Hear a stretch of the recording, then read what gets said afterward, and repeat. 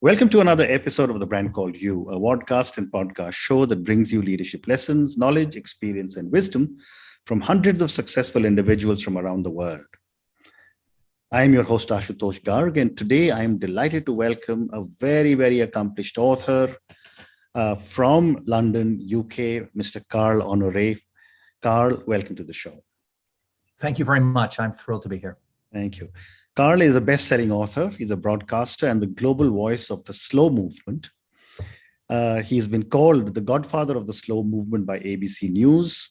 And also been called an in-demand spokesman on slowness by the Wall Street Journal and many more such publications. He's an author of a book, and all of you know I'm very partial to authors.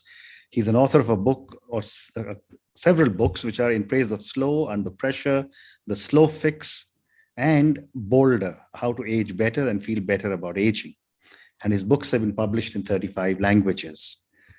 So Carl, let's first talk about the slow movement. You know, there's that old song, Stop the World and Let Me Off. I'm tired of going round and round. I've played the game of love and lost. So tell me about this movement that you have started. Sure. Sometimes it's easier to start by saying what the slow movement is not, right? Mm-hmm. It's not about doing everything very, very slowly. That would be absurd. I'm not an extremist of slowness. I love speed, right? Faster is often better. We all know that. Mm-hmm. The slow movement with a capital S is about doing things at the right speed. Mm-hmm. So sometimes fast, sometimes slow, and all the different paces, rhythms, and speeds in between. Musicians talk about the tempo giusto, the correct tempo for each piece of music, and that kind of gets at what this slow revolution is about. Mm-hmm. It's really, if you drill down deeper, it's a mindset. Slow is about quality over quantity. It's being present in the moment. It's doing one thing at a time. If you remember when we used to do that. Absolutely. Ultimately, slow is about doing everything not as fast as possible, but as well as possible, right? A super simple idea, but one that can revolutionize everything you do. Mm. And, when you talk of this as a movement, help me understand what is the meaning of movement. Has it started to spread across the whole world, or are you wanting to make it as a movement across the whole world? Well, when I first started writing about it, my first book came out 2004 on this subject. I was asking the question of whether there could be a movement or whether there was an incipient movement taking shape around us.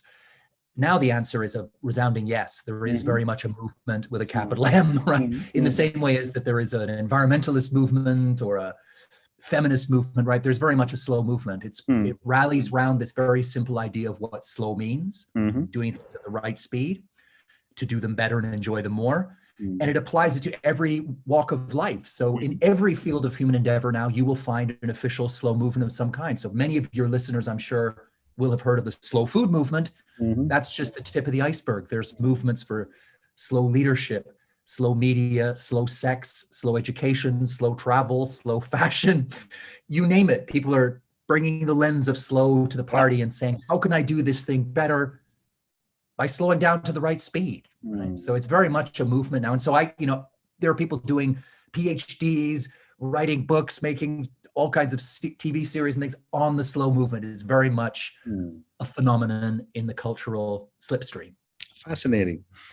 So, when you talked about slow food, I remember when I was growing up, my mother would always tell me, chew your food 32 times, and that was slow food, I would imagine, But Carl, moving on, today's world seems to, or not today, but even people from my generation have been told time is when money, time waits for no man, and so on and so forth.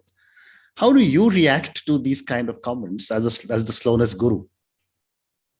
I think that these comments are completely wide of the mark. Time is not money. It's way more important than that, right? Time is the element like air that we float in, right? Time is the filter through which we decide what is important to us and what we're going to give ourselves to fully. I think we've got a very neurotic, toxic, unhealthy relationship with time in the modern world. I would have said originally this was the Western world, but I think it's spread right across the modern globalized economy, where we see time as a finite resource that's constantly running away from us. And the only solution is to go faster and faster and faster, to cram more and more time. That just leads to racing through your life instead of living it, right? Which is where the slow approach comes in, thinking about tempo in a more nuanced, complex, and human way, so that you get the most out of your time by using it wisely rather than by using it quickly. And, it's often been said that a lot of wisdom comes as you get older. So I'm just wondering whether the slow movement is accepted more by people who are getting older when they start to realize how important time is, or is it across all generations? It's a very good question. I think it's across all generations, no question. But I think people often come to a revelation about slow once they get past maybe 30.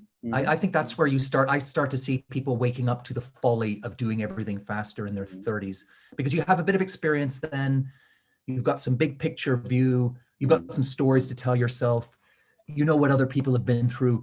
And wisdom ultimately is just experience metabolized, right? We digested the experience and come out with some better understanding of the world around us. And I think that it helps to have a few miles on the clock to get there. But that is not to say that the slow movement is only for people, 35 and over. It's very much something that we all need to be embracing. In fact, one of the biggest areas of slow is education, is bringing this slow ethos to children so that they understand how to use time in a more sensible and productive and human way. So this is, especially when you talk about some forms of the slow movement, like in the tech world, like the slow gaming movement, slow technology, slow art, that's very often people in their 20s who are leading those movements. So this is something you find right across the generational scale. We are all ultimately human beings. We all are bumping up against the limits of what the human mind and body and spirit can take in terms of speed.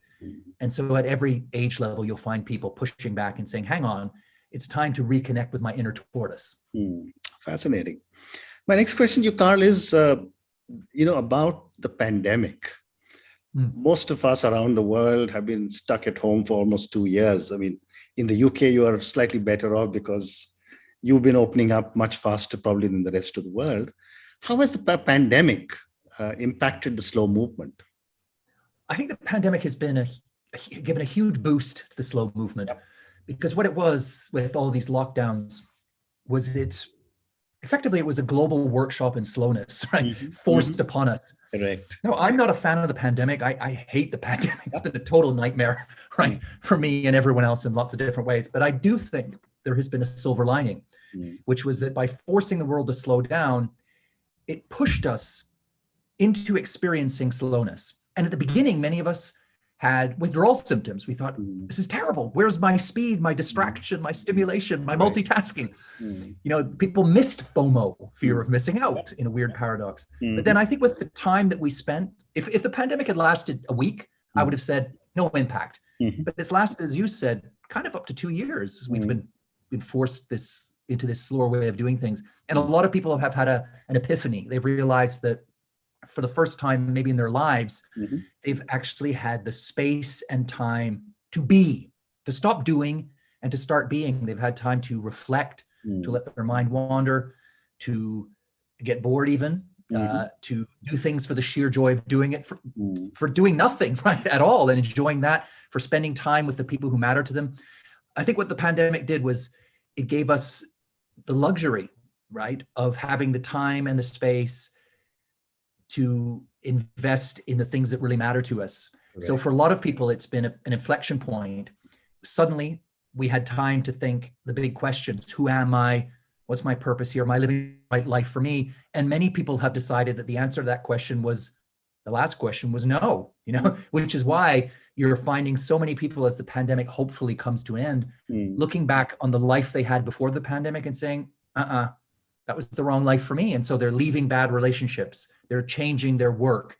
They're moving from the city to the country, or the country to the city. They're changing things because finally they had a moment of slowness to ask big questions, and they're coming up with better answers for themselves. So I think the pandemic for a lot of people has been a boot camp in slow. Correct. And it's been very, very healthy. And so I've seen now, coming out of the pandemic, you're seeing so much more energy in the slow movement even than there was before. So There's a big rethink about the workplace. Many companies experimenting now with shorter working hours, a 4-day work week. All the stuff that the slow movement was talking about before feels now more center stage. So I think the pandemic will look back on it and think this has been good for the slow movement. Very well said.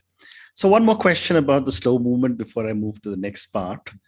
I'd love to get your perspective on how do cultures impact the slow movement. I mean, if you, for example, come look at India or any other large country, parts of rural India, it's just ingrained that what's the hurry? Mm-hmm. And you come into the large urban metropolises in India, and everyone doesn't even have a minute to spare. So my question is, how does culture impact the slow movement? I think it's an important variable in the equation, definitely. You've drawn one important line between urban and rural. Mm-hmm. Definitely in the urban environment, people feel more compelled to go fast, to pack their schedules. That's where the virus of hurry is more prevalent, definitely in the urban world. Anyone who is plugged into the global economy, I think, is infected by this obsession with going faster and squeezing more into our schedules. If you think of cultures, say India versus, I don't know, Europe or that kind of thing, I think you can draw a line between cultures that are more individualistic and cultures that are more collectivist and where the family is more important. So maybe that might be the case of India or say Southern Europe versus the Protestant Northern European, North American model, which is more individualistic. I think individualist societies are more inclined to speed because social relationships and family slow us down, right? You can't speed them up. And so I think they can inoculate you against the virus of hurry, having that family at the center. So that's why, for instance, movements like slow food, slow cities started in Italy. They didn't start in London, right? They started in those countries that naturally are inclined to make space and time for simple human slow moments like family, like food, breaking bread around the table. So there are some nuances, but I do think it's a global problem. The virus of hurry is pretty much everywhere. It's just a question of degree. Well said, well said. So Carl, I'm now going to move to the topic of aging. You've got books on aging. And let me start with the perspective that given today's healthcare, most of us will probably live for 30 to 35 years after 60, which is when most countries say this is the time for you to hang up your gloves and do something different, which means that our working life will almost be equal to the life after 60. I'd love to get your perspective on how or should we embrace aging as an adventure, which you call it. Yeah, I mean, the world has changed. We are living better for longer than ever before. This is a wonderful thing. The trouble is that our culture has failed to keep pace with this change. We have inherited a 3-stage rigid life path that belonged to an earlier era when people, maybe if they were lucky, they lived to 60, 65, then probably died at 70, right?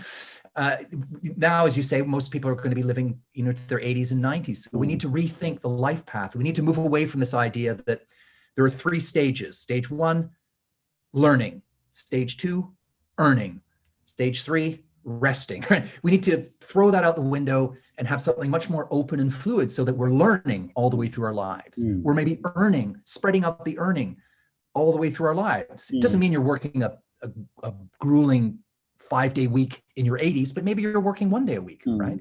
And having all of those elements of life be available to us at every stage, rather than embracing this ageist model, which says that, okay, you're doing something, you're 30 something, this is what's age appropriate. You're 50 something, you should be doing this, you should not be doing that. We need to get rid of all of those ageist constrictions and say, everybody should have the freedom to define what their life will look like at every age. And I think that's the way the culture is moving. We're moving to a world where chronological age is losing its power to define us.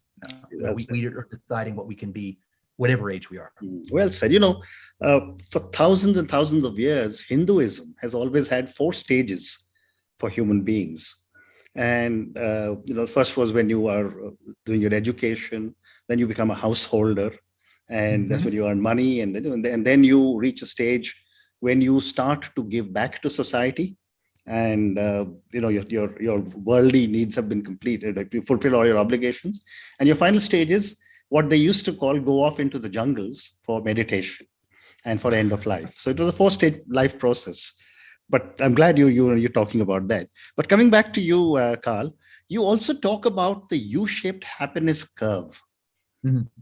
Tell me a little bit about this. Well, there are so many myths about aging. The cult of youth, which drives our culture, tells us that aging is all about decline, depression, dementia, that it's all downhill from, I don't know, 30 or 35. And that's just patently untrue. Correct. So many of those myths are wrong. One of the main myths is that older people are unhappy. That is false, right? There is this U-shaped happiness curve that human beings follow, that we tend to start out at our most happy in childhood, then we fall steadily till bottoming out in middle age, and then we bounce back up again. So across the world, you'll find that the people who report the highest levels of happiness and life satisfaction are the over 50s or over 55s, right? And in fact, that U-shaped happiness curve has been spotted in bonobos, chimpanzees, and orangutans, which suggests that a happiness boost in later life is hardwired into our primate genes, right? Wow. It's something that's there for all of us. So, anyone sitting there listening now thinking, oh, I better, make the most of my life now because I'm 27 or 32 and I'm just going to be a depressed, old, sad person later on. Think again, right? You're probably going to be happier 20, 30 years from now than you are at the moment. Things to look forward to in later life. That's the key here, looking forward, not shrinking from. Absolutely. Someone told me the other day that in the US, 80% of wealth by 2030 will be in the hands of people over 60. Yeah. And that is very telling. And also there's a paradox there, because if you go into any marketing agency, who are they aiming for? The millennials. Young demographic. That's where all the money is being spent on courting young consumers, when in fact, all of the money or most of the money is in the 40 plus, 50 plus bracket. So there's another paradox, right? That makes no sense at all. Absolutely. So Carl, what are some of the solutions you have written about to combat aging? Well, I wouldn't say combat aging. I would say combating ageism, because I think the problem that we face is not aging. We can embrace aging. It's a natural part of life. It can be wonderful. The problem is ageism, right? The cult of youth and those ideas that go with it. How can we fight that? Well, one thing we can do is we can start changing the language we use. Think of all those terms in English, for instance, that just trip off our tongue, like senior moment, the wrong side of 40, feeling my age, showing my age, over the hill, all these phrases that reinforce the dark, bleak, totally incorrect stereotype that aging is about decline. So get rid of those phrases. Try not to use them. Next time you forget something, your keys, don't say it's a senior moment. Say it's a goldfish moment, right? Goldfishes with very short-term memory. A second way to combat ageism is role models, right? Surround yourself with people who present a much more upbeat, hopeful view of later life, right? So you can find those people on Instagram, social media. You can find them in your community, people around you, because having role models, getting to know people being stereotyped is the best way to take down those stereotypes, right? So multi-generational, mixing up the generations, very good for businesses, productivity, but also very good for taking down the ageist industrial complex and reframing aging as something good, something to look forward to. Those are two tips. And based on your books and all your research, are perceptions about aging beginning to change? They are beginning to change. I'm not a Pollyanna. This won't change overnight. We're talking about turning around a massive super tanker. But yeah, I would say even in the last 2 years, there's been a huge shift towards rethinking how we portray aging, how we handle it in the workplace. I mean, this is a lot of the work I do, right? So I'm seeing so many examples of companies changing the language they use in recruitment, opening up programs to hire older workers, designing multi-generational teams. The WHO, World Health Organization, earlier in 2021, launched the first ever global campaign against ageism, the first ever. So the tectonic plates are shifting here. The conversation is moving in the right direction. It's important to be optimistic. It's important to embrace aging, whatever age you are. Interesting. I've got time for two more questions. My next question is that how do we change the stereotype that age is all about decline? And you hear Well, this as I said, not just from people who are 50, 55, but you hear even a 30-year-old say, oh my God, I've crossed 30 now, and it's all downhill. yeah. Well, I think, like I said before, I think we changed the language. I think we have, I think role models. I'll come back because I think role modeling is so important. Whether it's having images of older people thriving in commercials and advertising, in social media, all those things. I think we need to push those stories out and share them around. And I think social media is a very good ally in that battle, right? It's a good way to puncture the poisonous stereotypes about aging. So I would also say individually, if you've got, be honest about your age. This is another problem as well, is that people lie about their age, right? If you type into Google, I lie about the number one answer that comes up is like, it's not my age. No, it's my age, right? It's not my weight or my income or anything like that. It's my age. I think if we're honest about how old we are and we say, look, I'm 32, I'm 42, I'm 53, and this is what I'm doing with my life, right? Getting out there, being open, being honest, and being positive, that will help us age better and feel better about aging. It also makes it easier for everyone around us to do the same. So be out there loud and proud, talking about how old you are. Don't lie about your age. And trumpet your triumphs, tell people about the good things you're doing. Don't be ashamed. Fascinating. So I'm now going to move to my last question, and I have to come back to your books. You're a published author of several books, published in 35 languages. Tell me a little bit about your books. Well, my first 3 books are about the benefits of slowing down, and I think of that as my slow trilogy. My most recent book is called Bolder: How to Age Better and Feel Better About Aging. And I'm taking on, I guess my first 3 books took on the cult of speed. Bolder, I'm taking on the cult of youth. And for me, it's a book I'm now 54. I wish I'd written it 20 years ago because I could have saved my own self 2 decades of fear, shame, dread, horror about aging. But of course, 30 years ago or 20 years ago, I couldn't have written the book because I wouldn't have had the experience to write it. Okay. But I find now it's very interesting how many young people read the book, how many people in their 20s and 30s are reading Bolder and writing to me and saying, oh, this is such a relief. It means my life isn't going to end 5 years from now. I've got 5 decades to look forward to. So fantastic. Those are my books. Fantastic. Carl, on that note, thank you so much for speaking to me. Thank you for talking to me about the slow movement. I mean, I've often said that, we must act our age. We can't, if I'm 65, I can't possibly, my body can't react like a 21-year-old, but I can certainly think like a 21-year-old, and my mind can. But so thank you for talking to me about the slow movement. Thank you for talking to me about such an incredible set of thoughts that you have on aging. And, I completely understand what you have in that book. I will urge all our viewers and listeners to go and look for Carl Honoré on Amazon, check out his books. I will go and check them out, certainly. And thank you again for all your wonderful comments. Thank you and good luck. Thank you. It's been a pleasure. Anyone wants more about me, it's carlhonore.info. Everything is there. Many thanks. Great to chat to you. Thank you for listening to the Brand Called You videocast and podcast, a platform that brings you knowledge, experience, and wisdom of hundreds of successful individuals from around the world. Do visit our website www.tbcy.in to watch and listen to the stories of many more individuals. You can also follow us on YouTube, Facebook, Instagram, and Twitter. Just search for the Brand Called You.